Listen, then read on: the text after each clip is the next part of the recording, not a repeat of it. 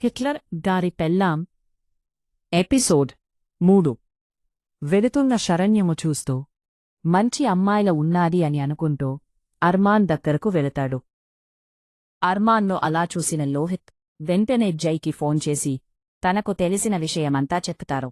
జై కోపంగా లోహిత్తో నువ్వు ఏం చేస్తావో నాకు తెలియదు, ఇది అంతా చేసింది ఎవరో, ఆ అమ్మాయి ఆ రూమ్కి పంపింది ఎవరో, గంటలో మొత్తం ఇన్ఫర్మేషన్ నా చేతిలో ఉండాలి అండ్ నువ్వు అక్కడే ఉండు, నేను అమ్మాకి ఏదో ఒకటి చెప్పి వస్తాను అని అంటాడు జై. సరే అన్నయ్యా అని లోహిత్ ఎవరికో ఫోన్ చేసి అంతా చెప్తాడు. జై సార్ గంటలో మొత్తం ఇన్ఫర్మేషన్ కావాలి అని అన్నారు అని చెప్పి మరో విషయం నాకు ఒక డ్రెస్ తీసుకొని రాని చెప్పి అర్మాన్ను చూస్తాడు.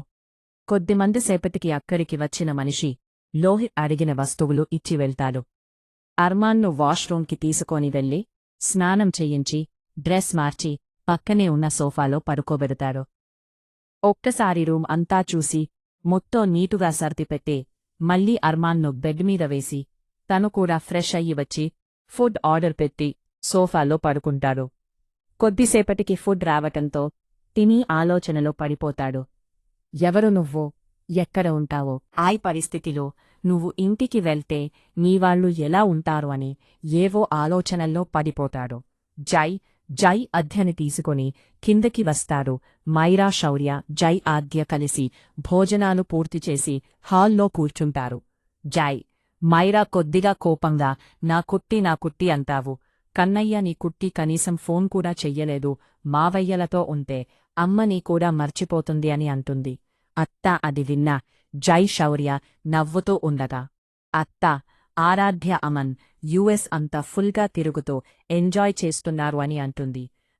ఆనాదరు కుట్టి చదువు పూర్తి చేసిన తరువాత అమన్కి కంపెనీలో ఒక బ్రాంచ్ బాధ్యత అప్పగించి పెళ్లి చేసేద్దాం అమ్మ అని అంటారు జై కూడా నవ్వుతూ నేను అదే అనుకుంటున్నానన్నా అని అంటారు. అత్త ఆనయ్య వాళ్ళు వచ్చాక మాట్లాడుదాంనన్నా అని అంటుంది మైరా.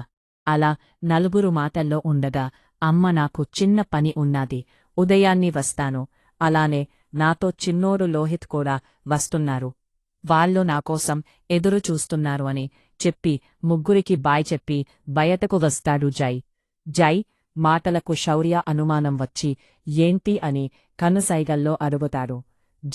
శౌర్య నీ చూసి బయటకు వెళ్ళి ఫోన్ చేస్తాను అని అంటారు. కొడుకులు ఏం చేసినా ఆలోచించి అడుగువేస్తాడు అని నమ్మకంతో సరే అని అంటారు. అప్పుడు జై బయటకు వచ్చి శౌర్యకి ఫోన్ చేస్తాడు. మైరాకు అనుమానం రాకుండా బుజ్జీ మీరు మాట్లాడుతూ ఉండండి, నాకు ఆఫీస్ కాల్ అని చెప్పి బయటకు వరం. జై కారు నడుపుతూ జరిగిన అంతా శౌర్యకి చెప్పుతారు. చిన్నప్పటినుంచి జై అర్మాన్లను కొడుకుల్లా కాకుండా ఫ్రెండ్స్లా పెంచడంతో జై అర్మాన్ ప్రతి విషయాన్ని శౌర్యతో షేర్ చేసుకుంటారు. అందువల్ల జై శౌర్యకి మొత్తం చెప్పుతారు. శౌర్య కోపంగా నాన్నా నువ్వు చూసుకుంటా నన్ను చూసుకోమంటావా అని అంటారు. దానికి జై నవ్వుతూ డాడ్ ఇది చాలా చిన్న విషయం, పిచ్చుక మీద బ్రహ్మాస్త్రం ఎందుకు చెప్పండి, నేను చూసుకుంటాను అని అంటారు. సరే నాన్నా జాగ్రత్త అని చెప్పి లోపలికి వస్తాడు. అప్పుడే లోపలికి వచ్చిన ప్రతాప్, సుమిత్రగారు, రఘు, వసుధగారు వల్ల పక్కన కూర్చుంటారు. వాళ్లు రావడం చూసిన మైరా వాళ్లకి వాటర్ తీసుకొని వస్తుంది. సుమిత్రగారు ఇల్లు అంతా చూసి మైరా అర్మాన్ జై ఎక్కడ కనిపించడం లేదు, ఇంకా ఇంటికి రాలేదా అని అడుగుతారు. శౌర్యలేని నవ్వుని తెచ్చిపెట్టుకుని అమ్మా జై అర్మాన్ లోహిత్ ఏదో పని ఉన్నాది అని బయటకు వెళ్లారు, ఉదయానికి వచ్చేస్తాను అని అన్నారు అని చెప్పుతారు. అవునా సరే నాన్నా అని మైరా ఇచ్చిన వాటర్ తాగి అందరూ కొద్దిసేపు ఫంక్షన్ కబుర్లు చెప్పుకొని ఎవరి రూముకి వాళ్ళు వెళ్ళిపోతారు. కొద్దిసేపటికి హోటల్ దగ్గరకు చేరుకున్న జై నేరుగా లోపలికి వెడుతుండగా జైను అక్కడ చూసిన హోటల్ మేనేజర్ భయంగా గుటకలు మిగుతూ ఈరోజు ఎవరికి మూడిందో సార్ అంత కోపంగా ఉన్నారు అని అనుకుంటూ జైని చూస్తూ ఉంటాడు. జై డోర్ కొట్టగా ఆలోచనలో ఉన్న లోహిత్ లేచి రూమ్ డోర్ తీస్తాడా. జై నేరుగా లోపలికి వచ్చి అర్మాన్ను చూసి లోహిత్ ఎవరో తెలిసిందా అని అడుగుతాడు కోపంగా. లేదు అన్నయ్య, మనవాళ్లు అదే పనిలో ఉన్నారు, ఉదయానికి మొత్తం ఇన్ఫర్మేషన్ మన చేతిలో ఉంటాయి అని అంటారు. సరే మరి, ఆ అమ్మాయి ఎవరు? ఆ అమ్మాయి ఎవరు అయినా ట్యాప్ చేసి పంపించారా? అసలు తను అర్మాన్ రూమ్కి ఎలా వచ్చింది? కావాలి అని వచ్చిందా అని అడుగుతూ, ఇంకో విషయం, ఈ విషయం బయటకు రాకుండా చూసుకో. ఇక్కడ జరిగేది చిన్నోడికి కూడా తెలియకూడదు. వాడికి ఇచ్చిన డ్రగ్ ప్రభావం తగ్గగానే చెరిగేది ఏమీ గుర్తు ఉండదు. సో ఇది మన ఇద్దరు మధ్య ఉండాలి అని అంటారు. సరే అన్నయ్య అని అన్నయ్య మరో విషయం, నేను తనకి డబ్బు ఇవ్వాలి అని చూశానురా. తను వద్దు అని చెప్పి వెళ్ళిపోయింది. చూస్తే తను మెడికల్ స్టూడెంట్లా ఉన్నాది. ఇక్కడ పార్ట్ టైం జాబ్ చేస్తుంది. సో తన వల్ల మనకి ఎలాంటి ప్రాబ్లం లేదు అని అనుకుంటున్నాను అని అంటారు. జై అర్మాన్ను చూస్తూ చెప్పలేంరా. ఎవరు ఎలా ఉంటారో చెప్పలేం. మన జాగ్రత్తలో మనం ఉండాలి అని అంటారు. మన జాగ్రత్తలో మనం ఉండాలి. సోఫాలో కూర్చుంటాడు. జై అర్మాన్ పక్కన పడుకొని తన చిన్ననాటి జ్ఞాపకాలు తలుచుకుంటాడు. జై అర్మాన్ మొదటి నుండి అన్నింటిలోనూ చురుకుగా ఉంటారు. 10 స్కూల్ ఫస్ట్ రావటంతో ఇంటిలో అందరూ చాలా సంతోషంగా ఉంటారు. శౌర్య కొడుకులు ఇద్దరినీ చెరోక వైపు కూర్చోపెట్టుకొని నెక్స్ట్ ఏం చేద్దాం అనుకుంటున్నారు అని అడుగుతాడు. జై వెంటనే నాన్న, నేను ఎంబీఏ చేసి మన కంపెనీలను చూసుకుంటాను అని అంటాడు. జై అలా అనడంతో నెక్స్ట్ అన వ్యాపార ప్రపంచాన్ని జై చూసుకుంటాడు అన్న నమ్మకం వచ్చింది. మరి నువ్వు నాన్న అని అంటాడు అర్మాన్ చేతిని పట్టుకుని.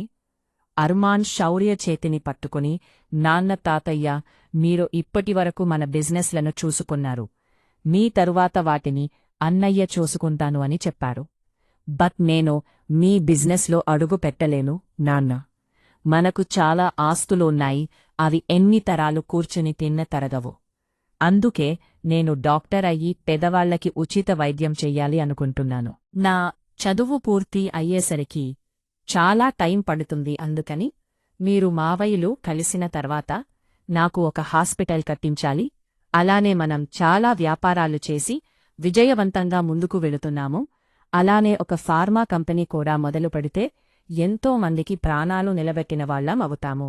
అలానే మనం చూసుకుంటున్న ట్రస్ట్లో ఉన్న పిల్లలకు కూడా మనమే వైద్యం చెయ్యొచ్చు అని అంటాడు. అర్మాన్ మాటలు విన్న అందరూ అర్మాన్ను గర్వంగా చూస్తూ, అర్మాన్ ఆలోచనలు శౌర్య ఆలోచనల్లా ఉండటంతో సరే అని అంటారు.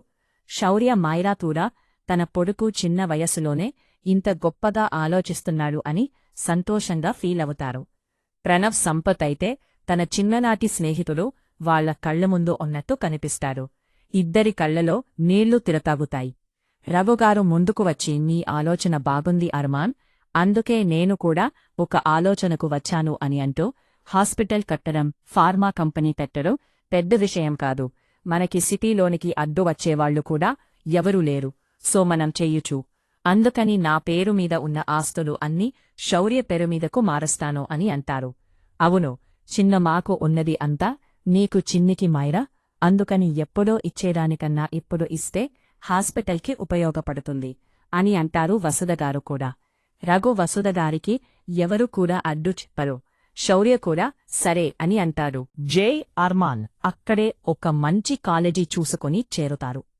జై ఒక్కడే కావడంతో తనతో పాటు శౌర్య తన బాడీగార్డ్ గుణ కొడుకును కూడా చదివిస్తాడు. శౌర్య సంపత్ రూపల కొడుకు వీళ్ళకి భిన్నంగా ఇంజనీరింగ్లో చేరుతాడు. అలా ఎవరి చదువులు వాళ్లు పూర్తి చేసుకుని జై శౌర్య కంపెనీల్లో ఒక బ్రాంచ్ మీ టేకోవర్ చేసుకుంటాడు. శౌర్య, ప్రణవ్, సంపత్ మెయిన్ బ్రాంచ్లో ఉండి అన్ని బ్రాంచ్లను హ్యాండిల్ చేస్తూ జైకి సపోర్ట్గా ఉంటారు. రఘు, ప్రతాప్ గార్లకు పూర్తిగా రెస్ట్ ఇచ్చేస్తారు. అర్మాన్ కూడా చదువు, ఇల్లు తప్ప మరో ఆలోచన లేకుండా డాక్టర్గా ఇంటికి వస్తాడు. కాని తనకి ఉన్న బైక్ రేస్ పిచ్చితో అప్పుడు అప్పుడు నైట్ బైక్ రేస్లకు తన ఫ్రెండ్స్తో వెళతాడు. అర్మాన్ను ఒక్క కంట కనిపెట్టుకుంటూ ఉంటాడు జై. వయస్సులో తమ్ముడు, తనకన్నా 5 నిమిషాలు మాత్రమే చిన్నవాడు. కాని అర్మాన్ మైరాలా సున్నిత స్వభావం కలిగి ఉండడంతో తన మంచితనం తనకి ఎక్కడ ముప్పు తెస్తుందో అని తమ్ముడిని అనుక్షణం చూసుకుంటూ ఉంటాడు. అలా ఆలోచిస్తూ నిద్రలోకి జారుకుంటాడు జై. లోహిత్ కూడా ఉదయం అంతా ఆఫీసు వర్క్లో ఉండడంతో వెంటనే నిద్రపోతాడు.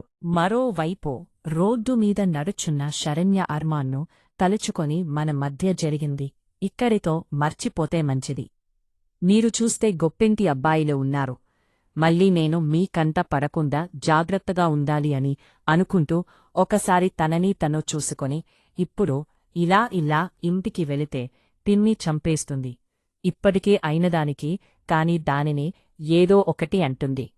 ఇప్పుడు ఇలా అయ్యింది అని తెలిస్తే నన్ను ఇంటి నుంచి గెంటేస్తుంది. అమ్మతో నాకు ఉన్న జ్ఞాపకం, ఆ ఇల్లు ఎన్ని బాధలు పెట్టినా ఆ ఇంటిలో అమ్మని చూసుకొని బ్రతుకుతున్నాను అని అనుకుంటూ తన ఫోన్ తీసి తన ఫ్రెండ్ రాధకి ఫోన్ చేస్తుంది.